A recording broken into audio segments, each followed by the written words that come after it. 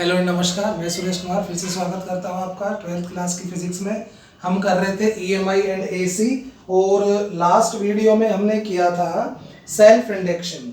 Self inductance के बारे में मैंने बताया था। क्या बताया था कि जैसे ये कोई कॉइल है सपोज, और इस कॉइल में हम करंट देते हैं तो इसके अंदर ईएमएफ इंड्यूस होता है और ईएमएफ इंड्यूस होने के कारण ये कॉइल अपने अंदर करंट की स्ट्रेंथ को चेंज होने से अपोज करती है। करंट बढ़ता है तो बढ़ने से, घटता है तो घटने से अपोज करती है।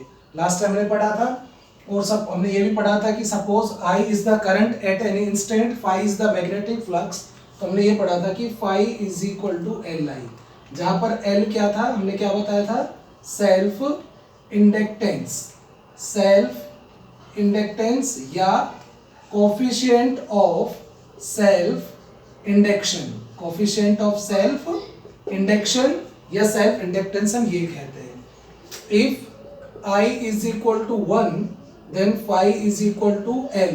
तो सेल्फ इंडक्टेंस किसके इक्वल आया, मैग्नेटिक फ्लक्स के। कब, जब यूनिट करंट कॉइल में फ्लो करता है। तो इसका मतलब सेल्फ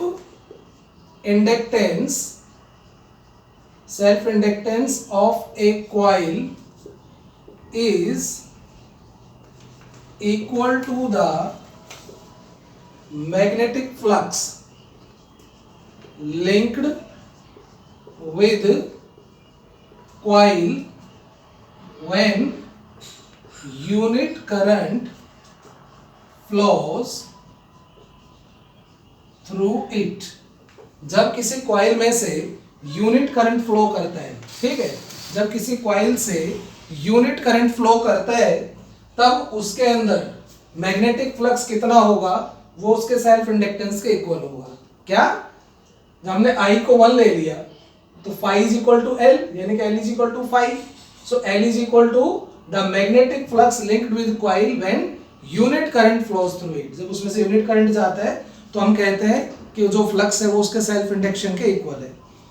एक चीज और पता है हमें ऑल्सो कि जो इंड्यूस्ड ईएमएफ होगा, इसके अंदर जो ईएमएफ इंड्यूस होगा that is equal to minus d phi by D t. Faraday second law से कि rate of change of flux is equal to induced EMF, so minus d phi by D T. तो minus d phi by D T, तो phi की जगह हम क्या लिख सकते हैं, एल आई। भाई फाई की जगह हम क्या लिख सकते हैं, एल आई। एल क्योंकि कांस्टेंट है, सेल्फ इंडक्शन है, तो एल को हम बाहर ले लेंगे तो क्या रह गया, ये D I by D T, rate of change of current. ये क्या है, rate of change of current, क्योंकि इसमें जीरो से करंट की वैल्यू मैक्सिमम होने तक लगातार वेरी करती है। जीरो से मैक्सिमम इंस्टेंटली नहीं होती, जीरो से मैक्सिमम वो कंटिन्यूसली चेंज होती जाती है। तो कंटिन्यूसली चेंज होती जा रही है ना करंट की वैल्यू, तो इसलिए इसमें हम rate of change of current लेंगे। Rate of change of current है तभी तो rate of change of flux है, और तभी तो rate of change of flux है तो इंड्यूस्ड ईएमएफ है। तो induced EMF is equal to minus L D I by D t. Okay, तो यहां से हम देखेंगे कि एक और एल की डेफिनेशन हम ले सकते हैं यहां से, as L is equal to E upon D I by D T. Minus sign को छोड़ देते हो तो डायरेक्शन के लिए है, तो ये है D I by D T, क्या है, rate of change of current. If D I by D T is 1, मतलब हम rate of change of current क्या ले लेते हैं, unity. D I by D T हमने क्या ले लिया, 1 rate of change of current. तो इसका मतलब E किसके इक्वल आ गया, L के, और L किसके इक्वल आ गया, E के, यानी कि सेल्फ इंडक्शन किसके इक्वल आ गया, इंड्यूस्ड ईएमएफ के। Self induction is equal to induced EMF कब, when rate of change of current in the coil is unity. तो हम क्या कहेंगे, यहां से एक और डेफिनेशन आ गई सेल्फ इंडक्टेंस की, कि क्या, self inductance of a coil is equal to किसके, self inductance is equal to the induced EMF is equal to induced EMF in coil. कब, when rate of change of current in coil is unity.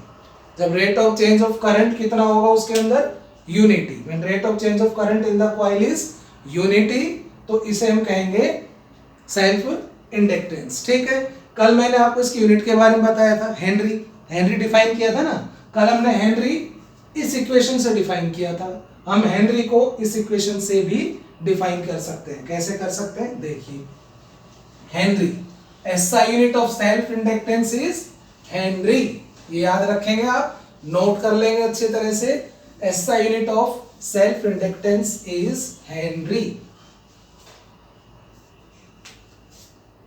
SI unit of self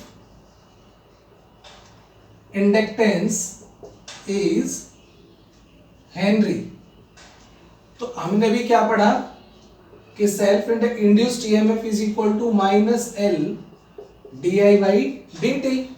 तो यहां से आप देखिए जो L है वो E upon D I by D T है, नहीं? तो L की यूनिट क्या बताई हमने, हेनरी। इंड्यूस्ड ईएमएफ, ईएमएफ की क्या होती है, वोल्ट। और नीचे DI, DI मतलब करंट, करंट की क्या होती है, एम्पियर। अपॉन टाइम, इसकी क्या होती है, सेकंड। तो हम किसी कॉइल का ये जो सेल्फ इंडक्टेंस 1 हेनरी कब कहेंगे, किसी भी कॉइल का सेल्फ इंडक्टेंस 1 हेनरी कब होगा, जब उसके अंदर 1 वोल्ट ईएमएफ इंड्यूस हो। कब, जब उसमें 1 वोल्ट ईएमएफ इंड्यूस हो, क्या करने पे, जब rate of change of current 1 ampere per second हो।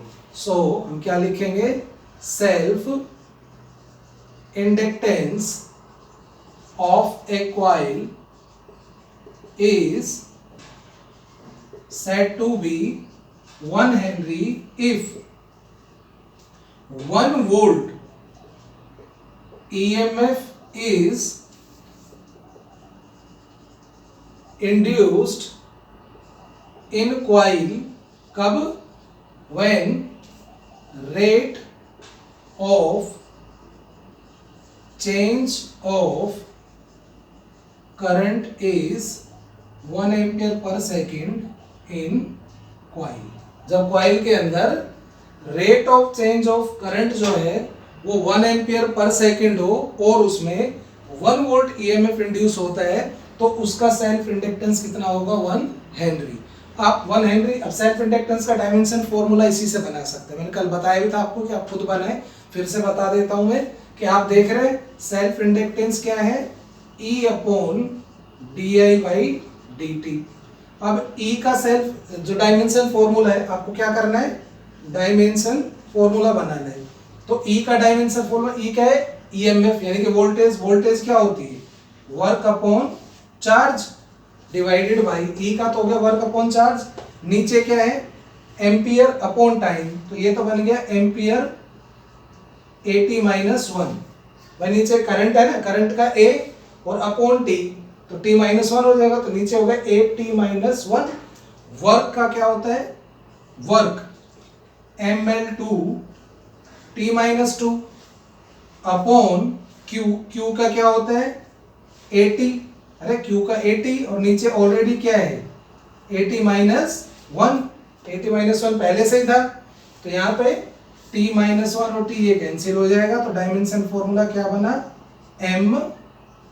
ML2, वर्क का ML2 T माइनस 2 होता है, सॉरी, ML2 T माइनस 2 और A minus 2, ML2 T minus 2 A minus 2, ये सेल्फ इंडक्टेंस का क्या है, डायमेंशन फॉर्मूला। अब मैं आपको किसी सोलेनोइड का, कोई लॉन्ग सोलेनोइड है, सोलेनोइड है तो इंडक्टरी, इंडक्टर है ना, उसका सेल्फ इंडक्शन निकाल के दिखाएंगे कि किसी लॉन्ग सोलेनोइड का सेल्फ इंडक्शन कितना होगा, उसका फॉर्मूला ड्राइव करके मैं आपको बताता हूं। आप भी इसको साथ के साथ नोट करते रहें और फिर खुद करके देखें, बहुत इजी टॉपिक है और एग्जाम में आता है 100%। तो हमारा नेक्स्ट टॉपिक है self inductance of a long solenoid. एक लॉन्ग सोलेनोइड का हम सेल्फ इंडक्टेंस निकालेंगे, बहुत इजी से 2 मिनट में हो जाएगा। तो क्योंकि सोलेनोइड एक इंडक्टर ही तो होता है, जब उसका नाम सोलेनोइड था अब इसका नाम इंडक्टर है, नहीं? तो ये जैसे सोलेनोइड है और यही इंडक्टर है, एक ही चीज है, वही कॉपर वायर बाउंडेड होती है, सेम चीज है। एल मान लीजिए इसकी लेंथ और आई सपोज किसी टाइम पे इसमें क्या जा रहा है, करंट फ्लो हो रहा है, ठीक है। Let capital N is total number of turns in solenoid. Total number of turns, ये ध्यान रखें, एक होता है number of turns per unit length जिसे हम स्मॉल एन से डिनोट करते हैं, और ये है टोटल नंबर ऑफ टर्न्स। और कैपिटल एल मान लीजिए क्या है, लेंथ ऑफ सोलेनोइड।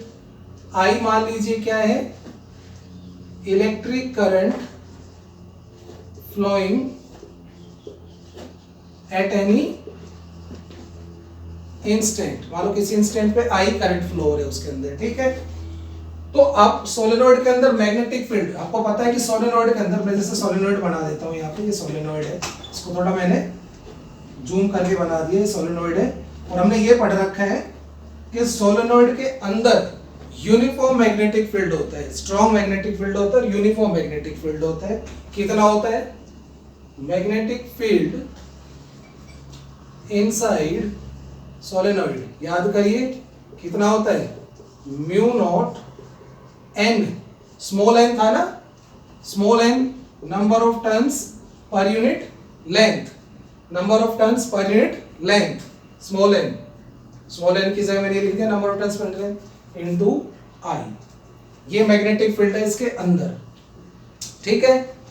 अब एक ये मैग्नेटिक फील्ड है और ये टर्न है, एक टर्न, तो इसके थ्रू कितना फ्लक्स होगा, ये एक टर्न ले लिया मैंने ये, और ये मैग्नेटिक फील्ड बी यूनिफॉर्म है, वो तो यही है। और ए मान लो इसका एरिया है, इस एक सर्कुलर टर्न का, एक सर्कुलर टर्न का एरिया मान लो क्या है, A is area of each circular turn. Each circular turn का एरिया कितना है, ए।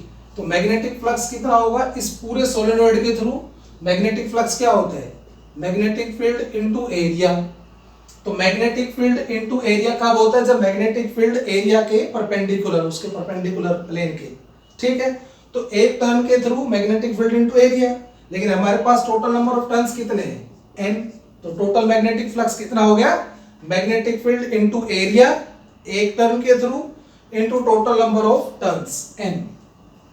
तो यहां से मैग्नेटिक फील्ड कितना है, ये रख देंगे value, mu naught N by L I और ए इंटू एन, ये है, ठीक है। तो मैग्नेटिक फ्लक्स कितना हो गया, mu naught N square A by L into I, mu naught N square A by L into I. अब हमें क्या पता है, हमें ये भी पता है कि phi is equal to L I होता है। इन दोनों को कंपेयर करेंगे तो एल की जगह क्या आ गया, L is mu naught N square A by L. अब ये कंफ्यूजन हो जाएगा कि ये भी एल ये भी एल, ये सेल्फ इंडक्टेंस है और ये लेंथ है। तो लेंथ एक काम करो, आप स्मॉल एल ले लो, ठीक है, स्मॉल एल ले लेना लेंथ को हम क्या ले लेंगे, स्मॉल एल, ये स्मॉल एल ले लेंगे यहाँ पे, स्मॉल एल, तो ये भी आ जाएगा स्मॉल एल। ये ध्यान रखें, ये सेल्फ इंडक्टेंस है और ये है लेंथ। तो mu naught N square A by L, ठीक है, ये सेल्फ इंडक्टेंस है। अभी म्यू नॉट क्या है, वैक्यूम, कॉइल के अंदर वैक्यूम या एयर है उसका है। और यदि कॉइल के अंदर हम कोई दूसरा मीडियम इंसर्ट कर दें, ये लिख लेना, if there is another medium other than vacuum या फ्री स्पेस के अलावा, एयर के अलावा कोई दूसरा, जैसे सॉफ्ट आयरन इंसर्ट कर दी, तो सॉफ्ट आयरन का तो म्यू नॉट ज्यादा होता है, तो सेल्फ इंडक्टेंस बढ़ जाएगा उसका, क्या बढ़ जाएगा, सेल्फ इंडक्टेंस बढ़ जाएगा। इसी के साथ ये टॉपिक यहीं पे खत्म होता है। एक बार बुक में से जरूर इसको पढ़ लीजिए, समझ लीजिए, नोट कर लीजिए और अपना काम मुझे रोजाना भेजिए, क्योंकि आप लोगों का रेस्पॉन्स नील है, एक दो बच्चों को छोड़ के। Thank you.